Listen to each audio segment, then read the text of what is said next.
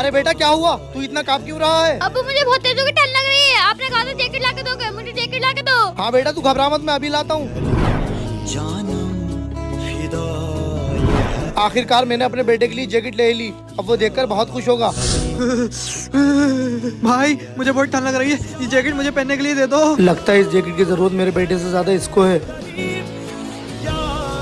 तू इस आजमाइश में सफल रहा।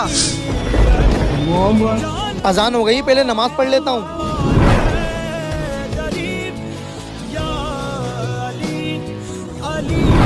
या अल्लाह, मेरा बेटा जैकेट की उम्मीद लगाए बैठा होगा, अब तू ही मेरी मदद अता फरमा।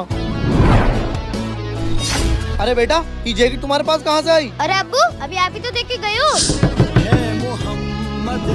लो बेटा जैकेट, मैं अभी आता हूँ।